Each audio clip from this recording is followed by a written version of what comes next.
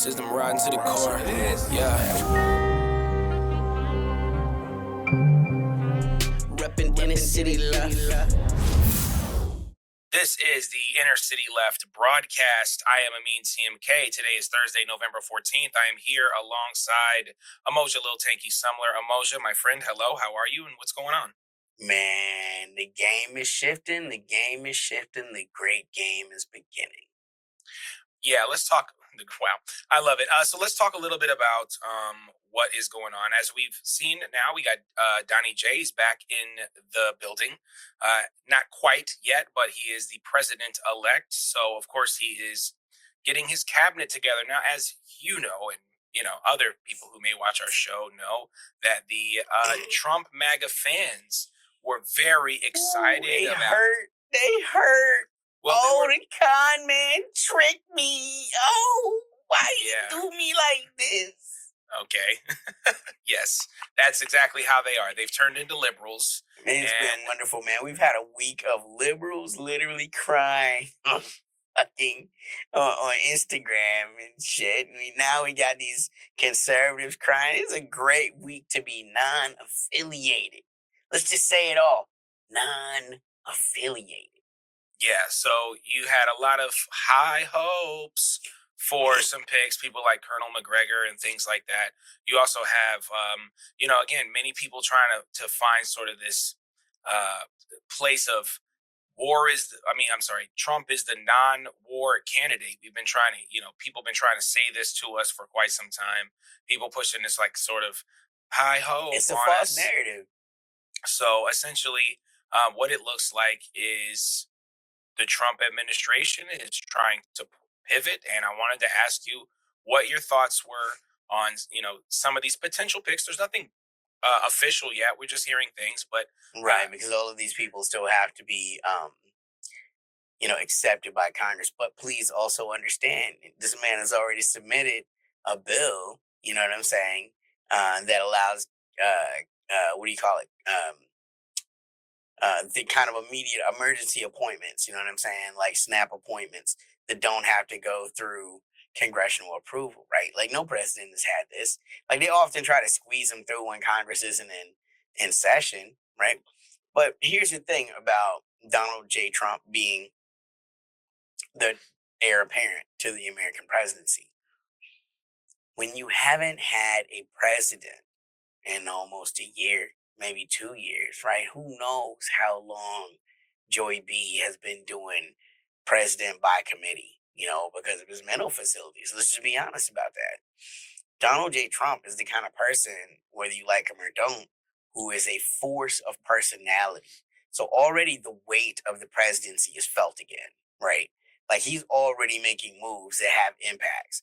Like he's not pivoting away from Ukraine. Ukraine has been. That's just it. It's like if the Europeans aren't gonna step up and carry the fucking bag, and that's what he means. He doesn't mean, put more money in from your GDP into NATO. No, that's not what the fuck he's talking about. When he's saying that they have to increase their fucking military spending, he means it's time for you to fucking bite the bullet and finance this Ukraine war and to generate a win. Like this is a test for Europe from the Americans. That's where Trump already is, and this man ain't even took the Oval Office. The oath of office, none of that. He's saying we've given what we're gonna give, and if y'all want a different outcome than what looks like it's gonna be, then Europe is going to have to see to its own affairs, which they're not capable of. Europe has been led by the Americans so long. Who even knows what an independent Europe looks like? That's able to make their own decisions. And by the way, they're not their own decisions. You have to do exactly what we would have wanted you to do the way we want you to do it without our help. But with our constant criticism, okay, like that's what it means to be in the EU right now. You need to be executing American foreign policy to the best of your ability without actual American dollars and with as few American troops as humanly possible. But the objectives don't change, right? This is like when your boss is like, we're gonna make you a new title, but the money doesn't change. In fact, the money goes down a little bit, but the expectations have improved. You're gonna have to do a little bit more with less. Be efficient, right? And it's exactly the model that Trump is already putting out by putting people like Elon Musk in, who's going to be the director of government efficiency, right? Like, aren't you a client of the American government? So, like, that's an inherent conflict of interest. Are you going to, because back in the old days, you had to step away from your corporate interests, right? Back in the old days. When I say back in the old days, I mean like Bush, like 20 years ago, not even that long ago. A president was expected, or someone working with the president's executive office was expected when you came into office to distance yourself from your corporations, right? I mean, that was the whole Halliburton thing.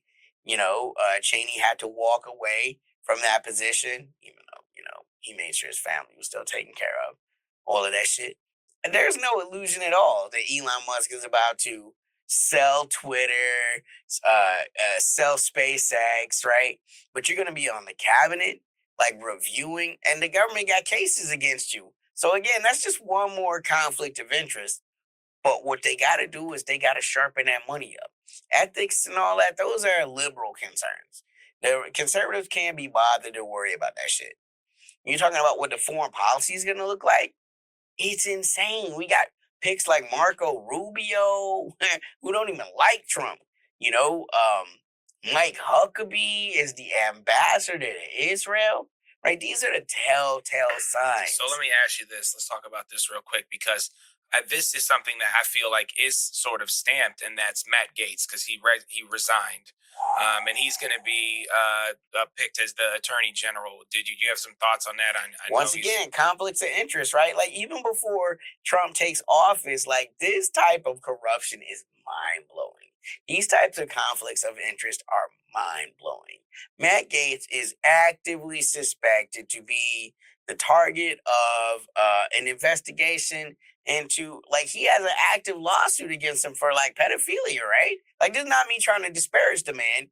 I believe there is a court case against Matt Gaetz that deals with him having non-consensual sex. Of course, all sex with a minor is non-consensual, right? But like, this is a court case. So like to make this man the head of the Department of Justice, like once again, it's just smearing pizza in the face of all these little Pizzagate conspiracy theorists.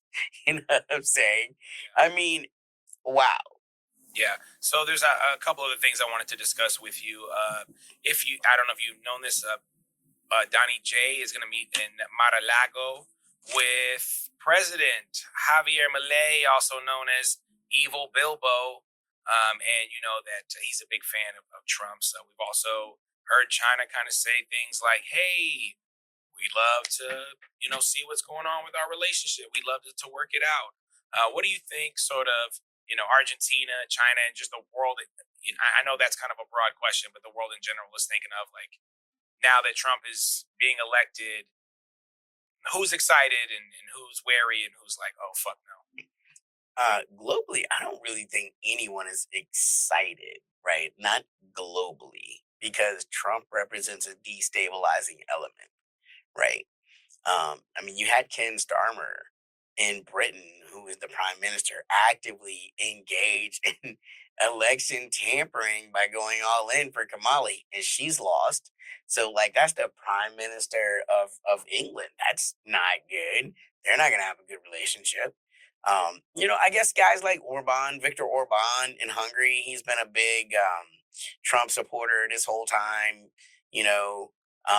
Trying to think, I think like maybe Donald Tusk in Poland, right? He's kind of modeled himself after Donald Trump. He has that kind of populist, tough guy image, right?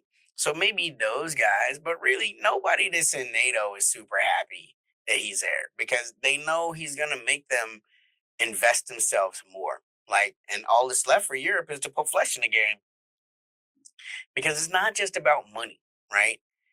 The problem in Europe as it relates to the Ukrainian war is not just a matter of finance. It is a matter of the Ukrainian army is out of people. It's just out of people, right? Now, look, there are weapon systems from companies like Bay Systems and General Dynamics that can kind of, Terminator your way through the shit, the autonomous killing machines. laws, which we talked about on this very podcast several years ago, right? You can augment your military with these kind of things, but at the end of the day, you still need a human somewhere related to those kind of things. And at the end of the day, they're still a little bit unproven, right? You need human beings out there, and that's what Europe is going to have to contribute if they want to have any type of real conflict resolution in a positive way in the Ukrainian conflict. And I just don't see that happening. I don't think NATO is an army that is made to go up against.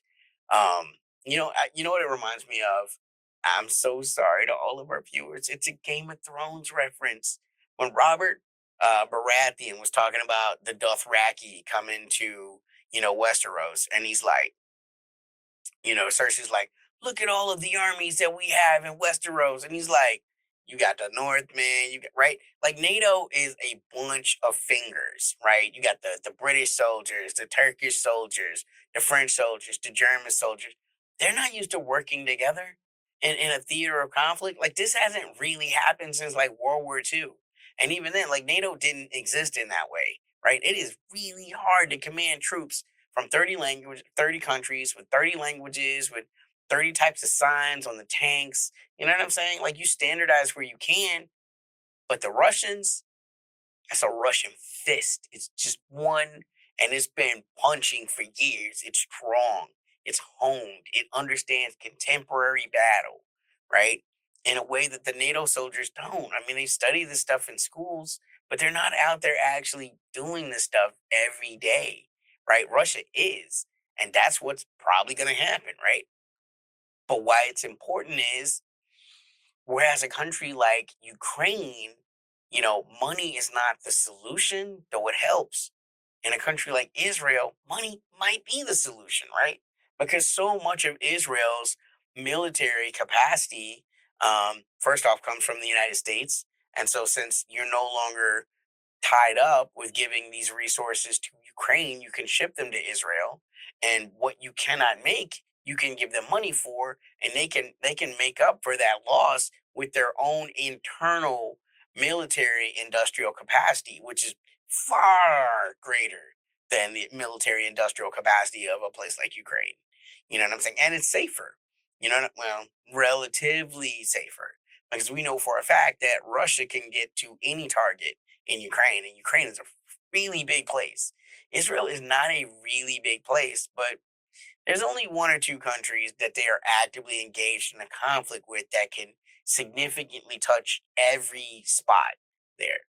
So it's a better bet, but also it's a more, America would betray Ukraine a million out of a million times to save Israel. Israel is a far greater geopolitical, religious, it's so many different segments that ties America to Israel that Ukraine never had a chance. And now that's where we're at, right? It's either save Ukraine or save Israel, right? Is the illusionary choice. America's always going to choose Israel. And this Donald Trump, um, all of his people that he selected so far, they're exactly those people. Again, Mike Huckabee, who term limited in Arkansas as the governor, who was deeply tied to the Christian Zionist movement. Trump, who is a Christian Zionist himself. Matt Gaetz is a Christian Zionist. Like all of these people that are in his administration are hugely tied to the Christian Zionist movement. And so again, it's just telegraphing the punch. It's saying we're choosing Israel, and of course, they want to get to China. China's the final goal, but they're distracted. And the American empire can only realistically help one of these two client states, and they're opting for Israel. Everything in these Trump appointments demonstrate that. Recess appointments. That's the word I was looking for. I know y'all had it in the comments, so good on you, whoever had it there. Oh, wow, amazing. I just wanted to ask you again. I mean, we're hearing sort of the morale of Ukrainian troops lessening now that Trump is a part of, is now the president elect. And I think that symbolism has been such a big important part, like the PR of the war in Ukraine. If you look at Kursk, was such a big PR move for them, and it's now drying up. You mentioned China. It does seem as if the war machine in America is going to keep on churning. And the conservatives kind of believed, right? I'm not saying the conservatives believe this. I'm just saying many of the people that we watch sort of believe that Trump was going to, I don't know, have a come to Jesus moment and he was going to kind of take a step out of all these things. And it just goes, I think, to your point early when you mentioned this, that if you're not engaged, if you're engaged in electoral politics and you're not a third party voter, you're not serious. And if you continue to put your faith in these, two party systems, which are adherent to the American philosophy or the deep state or whatever you want to call it, then there is no real political, you're not making a political stand either way. You need to involve yourself in a third party or just do what 14 million people did this year and just stay home. I want to just again ask you about China, just because it's such an important part of the geopolitical reality. We've heard about tariffs, we've heard about all these other things. I mean, what do you think? Is China flinching? Are they moving in any way? Do they care about this presidency at all, or are they just basically ready for more of the same? So one of the things that happened this week is China had their great military air show. And I don't know if you guys are like nerds like me. All throughout the internet, I'm watching these amazing Su-57, which is supposed to be like Russia's latest greatest stealth fighter. I mean, doing Cobra maneuvers and all this wild shit. It's like you watching fucking Top Gun, aerial ballet. And China used this air show to demonstrate its new, I believe they call it the J-35 stealth plane, which is meant to be a direct competitor to the American F-35. You know what I'm saying? So like they're just producing. Even Russia utilized this air show to demonstrate that they're back to what they consider capacity for their Su-57 program, because the new batch was just released. Now, what is in those numbers? Who knows, right? The Russian Air Force is no match to the American Air Force or probably even NATO's Air Force. They just building planes is extremely expensive, especially fifth and sixth generation fighters. It's way cheaper to build missiles, and that's pretty much what the Russians have done. It's specifically what the Iranians have done. No one really knows what China has done. I mean, to a large degree, their capacity is hidden, but the assumption is they are the world's foremost leader in drone warfare technology. They're not just drone, but drone swarms.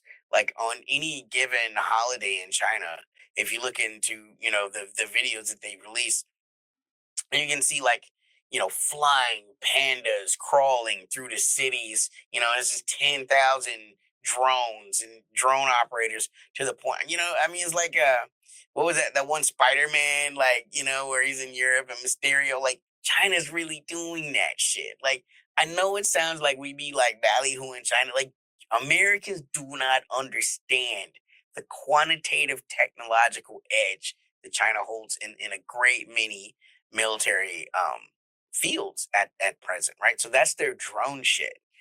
They're manufacturing, aircraft carriers by just incredible numbers. Right now, again, are they as capable as the United States Navy? I don't know. But I do know they are more numerous. By number, China has the largest navy in the world, right? Again, they're not blooded because they're not in wars. And so it's a big jump between, oh, this is the Enterprise and this is the best crew in the world for the Enterprise, right? So you have that big X factor over them. They've produced a huge number of aircraft, and this new J-35 is a wonderful example of it. And so this was an unveiling to the world. Like it had never been publicly shown, and they're flying it, at this air show to demonstrate what their military capability is. And the thing to remember about China is they outpace America's manufacturing by at least in order of three. They're the world's leader in EV and hybrid technology. They're the world's largest car manufacturer. Their population is at least 3 times larger than the Americans. Like Bullet by trains. any stretch of the imagination, this wouldn't be the kind of person you want to make an adversary for. Like in fighting terms, you're fighting a heavyweight. You know, you might be a light heavyweight. And like this is just not a way that Americans are used to imagining themselves. They see themselves as having the qualitative and quantitative technological military edge in all scenarios of warfare. And it'll pay to learn that you have lost dominance in some of these areas in such a way that it's create. I mean, like the Trump appointment, I believe, to the Secretary of Defense has already done a paper about how, whenever they war game against the Chinese Navy just sinks all the American aircraft carriers. He put out a paper saying that China's hypersonic missiles, which I didn't even talk about, they're again either the world's foremost leader or second, maybe to Russia, um, in hypersonic missile technology, something that the Americans are at least a generation behind in, right? But yeah, in the paper he says within 20 minutes, the Chinese sink all the American aircraft carriers that are in the theater. These are the kind of losses that Americans cannot understand. They cannot comprehend and would deeply rattle the nerve of Americans. They don't expect to lose naval confrontations. They expect that the American Navy is the shining standard in the world. And maybe it is. Maybe it is. We have this silly comment, but I go back to it all the time because people reference this on our page, Inner City Left on Instagram. Check us out if you can. America could beat the next 50 countries combined, or they could win a war against the next 50 countries combined, which obviously is... It's not worth rebuking. I mean, of course, we know that, and our listeners know that, but we also have this hubris from, this idea of the 90s where you had, Joe Biden's mind still is in a lot of ways, about what America's capabilities are. And it, unfortunately, we don't have, I guess, fortunately, America doesn't have the capability to dominate the world and be that hegemon that it always is used to being. I'm going to ask you this thing, and it's going to be the last thing for I get out of here, or at least I say my last piece. Right now in the Middle East, Syria, Lebanon, Iran, and obviously Palestine, still huge conflict over there. The Palestinians have not been able to get food in. They're being starved at this point. The Biden administration had set this little silly 30-day deadline for Israel. I don't know if you saw the interview with the Secretary Patel. I can't remember his first name, but it was the reporters in there were just arguing back and forth with him. It really looked chaotic. And I know that there's going to be a lot of the liberals that come out and say, you voted for Trump. Look at what he's going to do to Palestine. He's going to make it worse. Yeah, he's going to destroy it. Because, in this way, he keeps his word. So, yeah, what's your opinion now on the Middle East? Yeah, the Democrats were going to destroy it. They just didn't state that, right? Or at least allow it to be destroyed. There was going to be no significant difference. The only difference would have been what the official foreign policy would be, right? The stated foreign policy goals. That's the literal only difference. Yeah. So, they sent their little guy out there, whenever they know they're going to get beat up, they put him out there and they're like, all of the reporters are like, yeah, it's been 30 days, and they're sassy about it. You got Biden talking about hitting reporters with a camera. I hope you get hit with it. You know what I'm saying? They never were going to do these things. This is where I'm sorry, man. Democratic voters are just foolish. They allow themselves, foolish is maybe a strong word. They're gullible. They allow themselves to be tricked. And I can't be a party to that. The fact of the matter is, they put that out there as a campaign fucking, nudge. Oh, look, we're at least saying we'll review, Israeli weapons. And it's we all knew that you weren't going to change anything. So now the election is over. Kamala got mollywopped, which we talked about extensively. And now the Biden administration is right back to their same old things. They said, well, we reviewed it and the Israelis got better. Who didn't have that on their bingo card? You're not a grown up. If you thought that the Bidens were going to remove, Biden is an avowed Christian Zionist. Kamala Harris is married to a Zionist. You know, I mean, there is no space, no active space between the Democratic position on Palestine and the Republican position on Palestine. Like, if you want to affect that by electoral politics, that's difficult because you have to get out of the mindset of winning. You know, that's the thing that they say to every person that votes third party. Oh, you didn't win. You wasted your vote. Well, you voted for Democrat and she didn't win. So you wasted your vote. You know what I'm saying? Like, people that are not wanting to be part of this coalition of Republicans or Democrats that want to build a new type of power coalition, you need to get yourself out of the mindset of winning. You need to get yourself into the mindset of building. You're not going to win the 2028 election. I can tell you that right now. You're not going to win the 2032 election. Like, you would have to spend the next 10 years, at least 12 years, building up a grassroots coalition of leftists and having a candidate that has reach in all 50 states, having a war chest of, let's say you want to just do it in a serious way, at least 50 million, you'd have to build that, you know, to the point where you can have a ground game in all of these states. It can be done, but it comes with the understanding of you're seeding the 2028 election, you're seeding the 2032 election, and you're maybe trying to give it a go in 2036 with a person that you've spent 12 years developing a real bond with Americans, you know, and having enough money to at least put yourself in legal position to make any of this happen. That's where you got to be with it, you know.